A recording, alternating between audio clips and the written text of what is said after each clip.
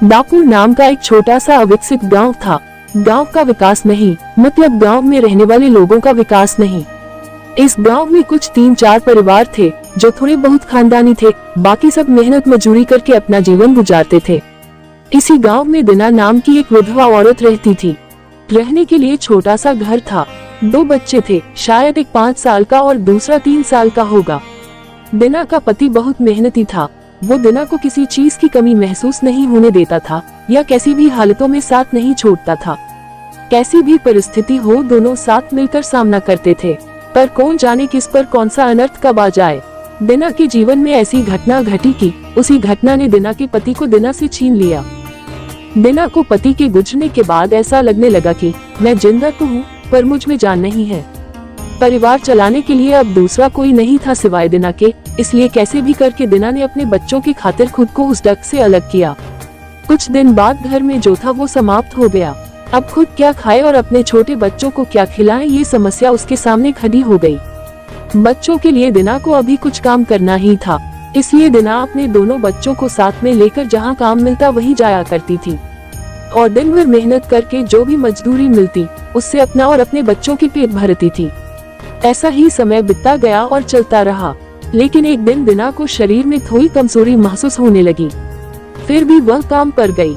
ऐसे ही 2-3 दिन दिना काम पर जाती रही, लेकिन उसकी शरीर की कमजोरी कुछ ठीक नहीं हो रही थी, बल्कि और बढ़ती जा रही थी। ऐसे में काम पर जाना दिना के लिए कठिन हो गया। दिना बहुत चिंतित रहने लगी, अगर काम पर नहीं गई तो मेरे बच्चे भूखे मर जाएंगे।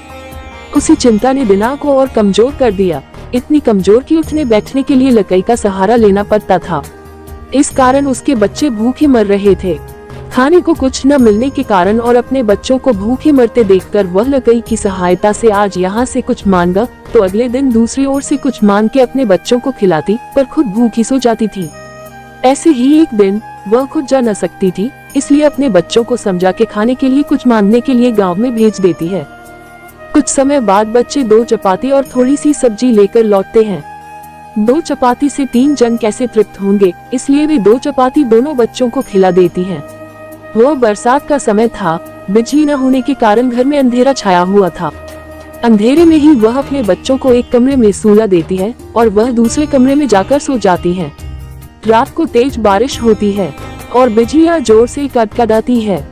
दिना को थोड़ी आराम मिलती है, इसलिए वह गहरी नींद में पड़ जाती है।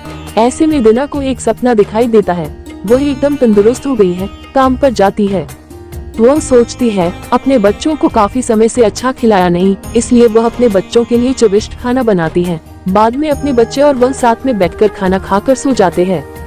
आगे सपने में दिना ने देखा उसके बच्चे जिस कमरे में सोए हुए थे उस कमरे का छत गिरकर उनके दोनों बच्चे मर जाते हैं। सपने में से दिना एकदम उठकर खड़ी हो जाती है, जान में जान आ जाती है और अंधेरे में ही अपने बच्चों के कमरे की ओर चल पड़ती है। कमरे में जाकर अपने बच्चों को देखकर दिना चैन की सांस लेती है। उसी समय दिना को शरीर में ज्यादा कमजोरी महसूस होती है, जिससे वह नीचे गिर जाती है और फिर वहां से उठ ही नहीं पाती है। चैन की सांस दिना की सांस ले लेती है। दोस्तों, यही होती है माँ की ममता, जो मरते दम तक अपने बच्चों की खातिर जीने का जुनून रखती है। दोस्तों, यह छोटी सी कहानी आपको कैसी लगी?